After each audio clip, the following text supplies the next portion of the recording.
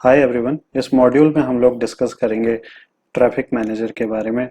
Traffic manager एक DNS based load balancer होता है। ठीक है। तो ट्रैफिक मैनेजर से पहले आपको ये समझना जरूरी है कि डीएनएस सर्वर क्या होता है और डीएनएस सर्वर कैसे काम करता है। स्पेसिफिकली हमारे अज्योर के केस में डीएनएस को हम कैसे कॉन्फ़िगर करते हैं। तो यहाँ से मैं एक बेसिक ओवरव्यू आपके सामने रख रहा हूँ डीएनएस सर्वर के बारे में। तो हम यहाँ पर एग्जांपल लेते हैं एक कंपनी का। फॉर एग्जांपल ये मेरी कंपनी है। ठीक है। और इस कंपनी का नाम है मेरा facebook.com। ओके। और सिमिलरली हमारी एक दूसरी कंपनी भी है और इस कंपनी का नाम है गूगल।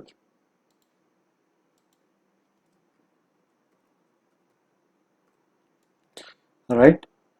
इस पर्टिकुलर कंपनी की अपनी एक वेबसाइट्स हैं, जैसे फेसबुक की है facebook.com एंड गूगल की है google.com।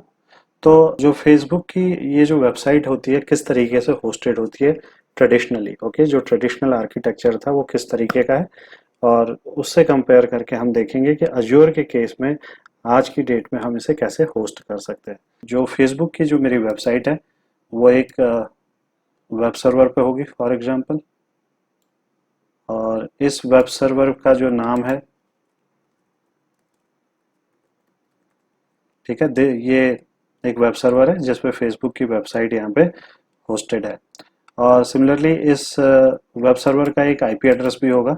मैं अज्यूम कर लेता हूँ कि फॉर एग्जांपल ये आईपी एड्रेस आपका है 0.5। फाइन। और यहाँ पे मेरी वेबसाइट यहाँ पे होस्टेड है। हर कंपनी का अपना एक डीएनएस सर्वर होता है। ठीक है। और डीएनएस सर्वर का जो बेसिक काम होता है वो होता है नेम रेजोल्यूशन का।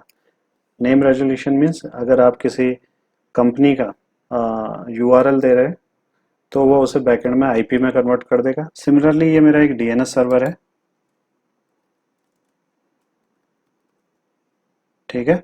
और इस डीएनएस सर्वर पे मैंने एक रिकॉर्ड क्रिएट किया है जो मेरी कंपनी की वेबसाइट को इस वेब सर्वर के साथ यहाँ पे मैपिंग कर रहा है। तो हम कह सकते हैं कि जो मेरी वेबसाइट है www.facebook.com,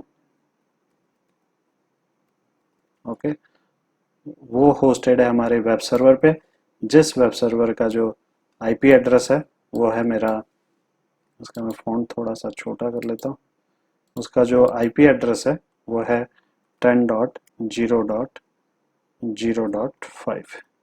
ये मैंने अपने डीएनएस सर्वर में यहाँ पे एक रिकॉर्ड क्रिएट कर लिया है। ओके। सिमिलरली हमारे कंपनी सेटअप में एक डीएचसीपी सर्वर भी होता है। डीएचसीपी सर्वर का जो बेसिक फंक्शन होता है वो होता है क्लाइंट मशीन को डायनेमिक आईपी एड्रेस असाइन करना। ओके। फॉर एग्जांपल मेरा एक कंप्यूटर है या डेस्कटॉप है जो कंपनी नेटवर्क पे यहाँ पे कनेक्टेड है। तो इस पर्टिकुलर क्लाइंट डिवाइस को जो आईपी असाइन होगा वो डीएचसीपी से असाइन होगा। साथ ही साथ आईपी एड्रेस के ये इस पर्टिकुलर क्लाइंट मशीन को डीएनएस आईपी भी असाइन करता है। ओके। अगर यूजर इस पोर्टल से किसी दूसरी वेबसाइट को एक्सेस करता है तो उसका फ्लो क्या होता है, ठीक है, उसे जानने से पहले सिमिलरली मैं गूगल का भी यहाँ पे सेटअप बना लेता हूँ। ये मेरे जस्ट एग्जांपल है। ओके। ये मेरा वेब सर्वर है जहाँ पे मेरी गूगल की वेबसाइट यहाँ पे होस्टेड है। ओके, ये वेब सर्वर है।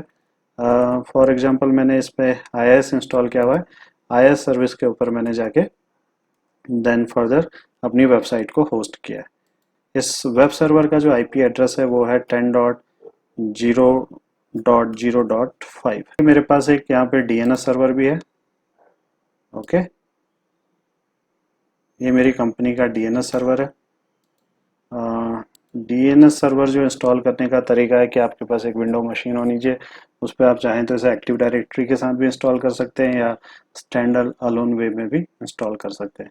तो अभी जस्ट हम ओवरव्यू समझ रहे हैं। ये मेरा एक डीएनएस सर्वर है और इस डीएनएस सर्वर पे मैंने अपने वेब सर्वर की यहाँ पे एंट्री की हुई है। कहने का मतलब मैं यहाँ पे बोलना चाहता हूँ कि जो मेरी वेबसाइट है www.google.com, ठीक है, उसके साथ जो आईपी एड्रेस है यानी ये वेबसाइट होस्टेड है मेरे वेब सर्वर पे 005 पे। ये एक रिकॉर्ड मैंने यहाँ पे क्रिएट कर लिया। सिमिलरली यहाँ पर भी मेरे पास एक DHCP सर्वर है, और इस DHCP सर्वर का जो काम है वो काम है मेरी जो क्लाइंट मशीन है उस क्लाइंट मशीन को जाके IP एड्रेस असाइन करना एंड DNS सर्वर असाइन करना। ये मेरा DHCP सर्वर है, राइट। ओके, फॉर एग्जांपल एक कंपनी का यूज़र, फेसबुक कंपनी का जो एम्प्लॉय है, वो अपने डेस्कटॉप से टाइप करता है google.com, www.google.com। तो ये वेबसाइट यहाँ पे कैसे ओपन होगी, इसका फ्लो क्या होगा, बेसिकली ये हम यहाँ पे समझ रहे हैं।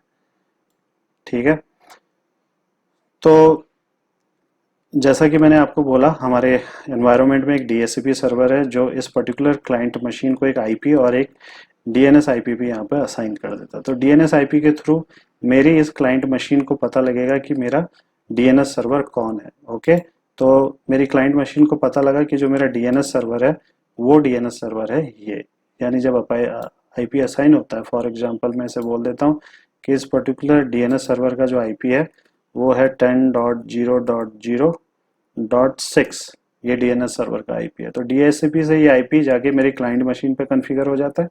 क्लाइंट मशीन पे जैसे ही मैंने www.google.com यहाँ पे हिट किया अपने ब्राउज़र पे, तो सबसे पहले ये अपने DNS सर्वर को ढूंढता है। DNS सर्वर से ये पूछता है कि कैसे इस वेबसाइट को कनेक्ट करना है बेसिकली। तो ये जाएगा यहाँ से DNS IP इसको क्योंकि मिल गया है, तो जाके अपने DNS पे यहाँ पे कनेक्ट हो जाएगा। ठीक है, अब इस पर्टिकुलर DNS पे तो google.com की एंट्री है नहीं, तो इसका मतलब इस DNS सर्वर को पता नहीं है कि कहाँ पे जाके कनेक्ट करना है। तो हमारे एनवायरनमेंट में एक होता है फॉरवर्डेड DNS, जो भी एक्सटर्नल क्वेरी होती है बेसिकली हम इसी के थ्रू रिजॉल्व करवाते हैं। हम अपने नॉर्मल DNS के थ्रू भी कर सकते हैं, लेकिन आर्किटेक्चर को ईजी रखने के लिए और सिक्योरिटी पर्पज़ के लिए भी हम एक फॉरवर्डेड DNS यहाँ पे कॉन्फ़िगर करते हैं। और इस फॉरवर्डेड DNS का जो बेसिक काम होता है एक्सटर्नल क्वेरी को रिजॉल्व करना है। तो ये क्वेश्चन हमारा DNS server forwarded DNS zone से पूछेगा कि www.google.com का IP क्या है, क्योंकि IP के थ्रू ही ये सर्वर को कनेक्ट कर पाएगा। अगर फॉरवर्डेड DNS जोन के पास IP एड्रेस नहीं है तो वो जाके अपने कैश में यहाँ पे चेक करेगा। इसका अपना एक लोकल यहाँ पे कैश होगा, उस कैश में जाके डिटेल को यहाँ पे चेक करता है। अगर ये डिटेल इसे यहाँ पे नहीं मिलती तो ये जाता है हमारे रूट हिंट के पास। ओके, तो ये मेरा एक रूट हिंट है। जब भी हम कोई वेबसाइट को टाइप करते हैं तो उसका जो एक्चुअल URL होता है, जैसे अगर मैं google.com का एग्जांपल लूँ तो उसके लास्ट में एक डॉट होता है। ठीक है, ये डॉट आपके रूट हिंट को ही या रूट DNS को ही रेफर करता है। ठीक है, तो मेरी जो क्वेरी है अभी फॉरवर्डेड DNS से गई रूट हिंट के पास, और ये रूट हिंट से पूछता है कि क्या आपके पास google.com का IP एड्रेस है। रूट हिंट अपने डेटाबेस में चेक करता है और वो बोलेगा कि मेरे पास तो ये IP एड्रेस नहीं है, बट आप .com से ये पूछ सकते हैं क्योंकि .com मेरे अंदर रजिस्टर्ड है। .com का IP एड्रेस ये मेरे फॉरवर्डेड DNS जोन को यहाँ पे रिटर्न करता है। फाइन, तो फॉरवर्डेड DNS जोन देन जाता है हमारे .com के पास। फॉर एग्जांपल ये मेरा .com है एंड google.com के IP एड्रेस के बारे में यहाँ पे इंक्वायरी करता है। ओके, .com जब अपने डेटाबेस में चेक करता है तो उसे google.com का IP एड्रेस मिलता है। ठीक है, तो google.com के IP एड्रेस को वो जाके रिटर्न करेगा हमारे फॉरवर्डेड DNS को। अब फॉरवर्डेड DNS के पास google.com का IP है, तो डायरेक्टली फॉरवर्डेड DNS जाके इंक्वायरी करेगा हमारे google.com से। करेक्ट, और ये पूछेगा कि मुझे www.google.com का IP एड्रेस चाहिए। और जब ये मेरा लोकल DNS गूगल का अपने डेटाबेस में चेक करता है तो उसको ये रिकॉर्ड मिलता है जिसमें google.com www.google.com मैप्ड है IP एड्रेस 20.0.0.5 के साथ। तो जो ये IP एड्रेस है वो रिटर्न होगा मेरे फॉरवर्डेड DNS के पास। फॉरवर्डेड DNS इसे अपने लोकल कैश में यहाँ पे स्टोर कर लेगा इस IP एड्रेस को, और साथ ही साथ ये IP एड्रेस जाके मेरे क्लाइंट को यहाँ पे प्रोवाइड करेगा। नाउ मेरे क्लाइंट के पास google.com का आईपी एड्रेस है, www.google.com का आईपी एड्रेस है। तो ये जो आईपी एड्रेस है 20.0.0.5 वो आईपी एड्रेस है इस वेब सर्वर का। ओके, तो डायरेक्टली मेरा क्लाइंट जाके मेरे वेब सर्वर से यहाँ पे कनेक्ट होके google.com वेबसाइट को यहाँ पर ओपन कर लेगा। नेक्स्ट टाइम कोई दूसरा एम्प्लॉय अगर अपने मशीन से google.com को ओपन करता है तो ये पूरा फ्लो चार्ट यहाँ पे फॉलो नहीं होगा, बल्कि वो जाएगा और अपने डीएनएस से ये पूछेगा, डीएनएस जाके फॉरवर्डेड डीएनएस से चेक करेगा और फॉरवर्डेड डीएनएस के कैश में ये आईपी एड्रेस अभी अवेलेबल है।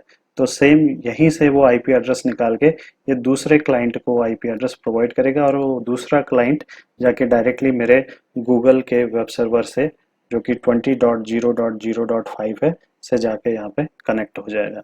तो ये तो पूरा फ्लो है जो ट्रेडिशनली हम लोग डीएनएस को अपने एनवायरनमेंट में कॉन्फ़िगर करते थे। उस केस में ये फ्लो इस तरीके से होता था। फ्लो अभी भी सेम है, लेकिन जो चेंजेस हुए हैं अज्योर के केस में, पहले जो ये डीएनएस सर्वर हम क्रिएट करते थे अपने खुद के एनवायरनमेंट में करते थे, यानी हमें एक विंडोज़ मशीन क्रिएट करनी होती थी। ओके, उस विंडोज़ मशीन पे हम डीएनएस सर्वर को यहाँ पे इंस्टॉल करते थे।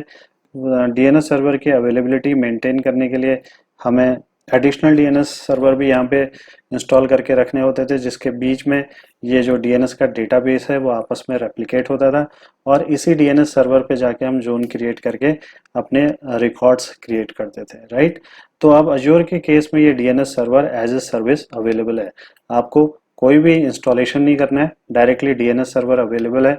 आप जाइए वहाँ पे अपना जोन क्रिएट कीजिए और अपनी वेबसाइट को डायरेक्टली वहाँ पे होस्ट कर सकते हैं।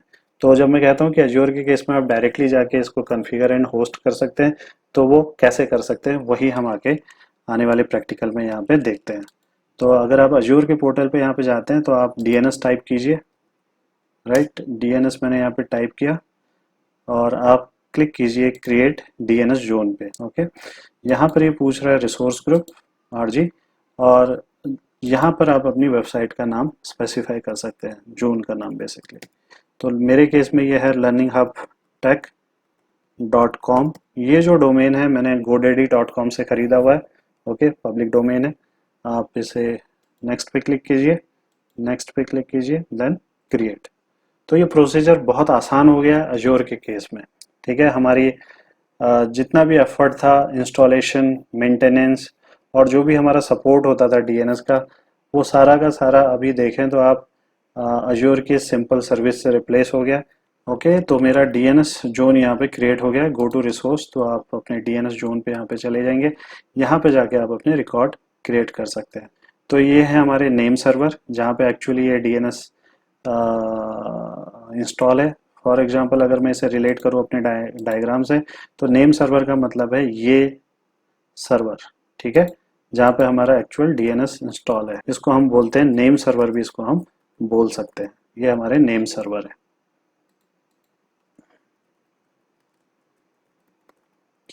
तो अगर आप अज्योर पोर्टल पे हैं तो आप अपने नेम सर्वर यहाँ पे जाके देख सकते हैं। दूसरा जो मेरा स्टेप है वो ये है कि इन नेम सर्वर को जाके मेरे रजिस्ट्रार के पास एंट्री कराना। तो मेरे केस में जो मेरा रजिस्ट्रार है वो है गोडैडी। तो मैं गोडैडी वेबसाइट को यहाँ पर ओपन कर लेता हूँ। इसके लिए आपको एक अकाउंट बनाना पड़ता है, और अगर आपने यहाँ से डोमेन खरीदा है तो डेफिनेटली आपका एक अकाउंट होगा। आप उससे यहाँ पे लॉगिन कर लीजिए। ठीक है, जब मैं यहाँ पे लॉगिन करता हूँ, अगर आप नीचे जाएंगे तो ये आपके डोमेन का नाम यहाँ पे शो कर रहा है जो आपने यहाँ से परचेज किया है। ठीक है, आप क्लिक ऑन डीएनएस। ओके, क्योंकि मैं यहाँ पे डीएनएस नेम सर्वर यहाँ पे आके अपडेट करना चाहता हूँ। तो ये है नेम सर्वर। अगर आप यहाँ चेंज पे यहाँ पे क्लिक करेंगे तो ये आपको ऑप्शन देगा आपके नेम सर्वर को यहाँ पे अपडेट करने के लिए।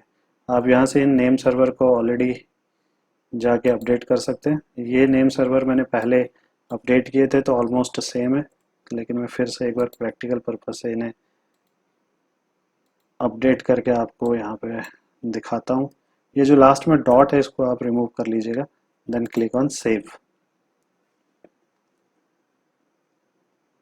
तो मैंने अपने रजिस्ट्रार के पास जो कि गोडैडी है उसके पास जाके मैंने अपने नेम सर्वर को यहाँ पर अपडेट कर लिया है, राइट। तो अब मैं जाता हूँ अपने डीएनएस जोन पे और मैं क्लिक करता हूँ रिकॉर्ड सेट। यहाँ पे एक रिकॉर्ड यहाँ पे क्रिएट कर लेता हूँ। तो रिकॉर्ड का नाम मैं देता हूँ www और ये है dot learning hub tag. Record type जो है ये ए रिकॉर्ड यहाँ पे मैं क्रिएट कर रहा हूँ। यहाँ पे आके मैं आईपी एड्रेस दे सकता हूँ। ये आईपी एड्रेस है उस वर्चुअल मशीन का जहाँ पे मैंने अपनी वेबसाइट को होस्ट किया हुआ है। मैं जस्ट इसको आपको डुप्लीकेट करके अपनी वो वर्चुअल मशीन शो करता हूँ जहाँ पे मैंने अपनी वेबसाइट क्रिएट की है। तो अगर मैं जाता हूँ वर्चुअल मशीन पे, मेरी एक वेबसाइट है सॉन्ग। अगर आप इसे ओपन करेंगे तो ये जो मेरा पब्लिक आईपी है इसे कॉपी करके यहाँ पे पेस्ट करके हिट कर लीजिए। तो ये मेरी वेबसाइट है जो मैंने बेसिकली इस वर्चुअल मशीन पे कॉन्फ़िगर की है। तो ये आईपी एड्रेस मेरे वेब सर्वर का है जहाँ पे मेरी वेबसाइट मैंने होस्ट की हुई है। Just click on okay. ये मेरा रिकॉर्ड यहाँ पे क्रिएट हो गया है। इसकी जो भी मेंटेनेंस है, इस डीएनएस सर्वर की जो भी मेंटेनेंस है वो हमारी रिस्पॉन्सिबिलिटी नहीं है, वो अज्योर की रिस्पॉन्सिबिलिटी है। ये पूरा प्रोसेस अज्योर के केस में बहुत आसान यहाँ पे हो गया है। तो अगर मैं यहाँ पोर्टल पे जाके टाइप करता हूँ http://www.learninghubtech.com, तो यहाँ पे मेरी वेबसाइट ओपन होगी। तो ये मेरी वेबसाइट यहाँ पे रिफ्लेक्ट हो रही है सक्सेसफुली। अगर इस डायग्राम के प्रोस्पेक्ट में अब हम पूरे प्रोसेस को समझें कि जो मेरी वेबसाइट है www.learninghubtech.com, अगर कोई यूज़र इसे अपने किसी कंपनी के एनवायरनमेंट में बैठ के मेरी वेबसाइट को अगर एक्सेस कर रहा है, ठीक है, वेबसाइट का नाम मैं यहाँ पे लिख लेता हूँ। तो इसका फ्लो क्या होगा? सबसे पहले ये जाएगा लोकल डीएनएस के पास। लोकल डीएनएस को जब इसका पब्लिक आईपी एड्रेस पता नहीं होगा तो ये जाएगा फॉरवर्डेड डीएनएस के पास। ओके, देन फॉरवर्डेड डीएनएस के पास भी अगर इसका आईपी एड्रेस नहीं है तो फॉरवर्डेड डीएनएस जाएगा आपके रूट डीएनएस के पास। ठीक है, रूट डीएनएस अपनी डायरेक्टरी में जाके चेक करेगा। अगर रूट डीएनएस के पास आईपी एड्रेस नहीं मिलता तो रूट डीएनएस बोलेगा कि go and ask dot com. Okay, then आपका ये जो फॉरवर्डेड डीएनएस है डॉट कॉम के पास जाएगा इस केस में। करेक्ट, ये मेरा डॉट कॉम है। डॉट कॉम को अगर जब अपने डेटाबेस में आईपी नहीं मिलेगा तो डॉट कॉम बोलेगा कि go and ask to learning hub tech dot com. तो मेरा डीएनएस सर्वर जाएगा learning hub tech dot com के पास। Okay, learning hub tech dot com कहाँ पे होस्टेड है? गोडैडी पे। अभी अगर आपने देखा होगा तो मैंने वहाँ पे अपने नेम सर्वर को अपडेट किया था, राइट। तो इसको पहले मैं यहाँ पे टाइप कर लेता हूँ। ये आया मेरा लर्निंग हब। तो अभी हमने नेम सर्वर वहाँ पे गोडैडी पे जाके अपडेट किए थे, वो नेम सर्वर आएंगे मेरे डीएनएस के पास, राइट। अगर मैं गोडैडी के पास यहाँ पे जाता हूँ तो मैंने यहाँ पे नेम सर्वर अपडेट किए, राइट। तो डीएनएस सर्वर जाएगा इन नेम सर्वर के पास। ठीक है, ये नेम सर्वर कौन से नेम सर्वर है? जब मैं अपने डीएनएस पे जाता हूँ यहाँ पे तो आप देखेंगे तो ये हमारे नेम सर्वर है, राइट, जहाँ पे हमारा डीएनएस यहाँ पे कॉन्फ़िगर है। तो और यहीं पर मेरा learning hub tech dot com का जोन भी बना हुआ है। तो ये क्वेरी अभी इन नेम सर्वर तक पहुंच गई है। ठीक है, तो इस नेम सर्वर से जब आईपी एड्रेस पूछा जाएगा www learning hub tech dot com का, तो जाके ये अपना रिकॉर्ड चेक करता है। तो रिकॉर्ड में इसे यहाँ पे मेरे वेबसाइट का आईपी एड्रेस मिल जाएगा। ठीक है, ये आईपी एड्रेस है। तो बेसिकली ये आईपी एड्रेस है मेरी वर्चुअल मशीन का जहाँ पे मैंने अपनी वेबसाइट को होस्ट किया हुआ है। ठीक है, तो रिटर्न में ये आईपी एड्रेस हमें मिलेगा।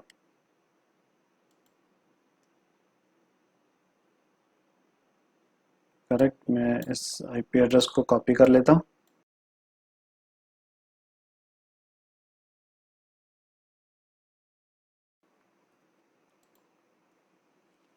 तो अभी मेरे फॉरवर्डेड डीएनएस के पास मेरे वेब सर्वर का आईपी एड्रेस यहाँ पे मिल गया है। तो ये आईपी एड्रेस जाएगा लोकल डीएनएस के पास, लोकल डीएनएस से हमारे इस क्लाइंट मशीन के पास। देन फर्दर ये क्लाइंट मशीन जाके, फॉर एग्जांपल ये मेरी वर्चुअल मशीन है अज्योर पे जहाँ पे मेरा जहाँ पे मेरी वेबसाइट होस्टेड है।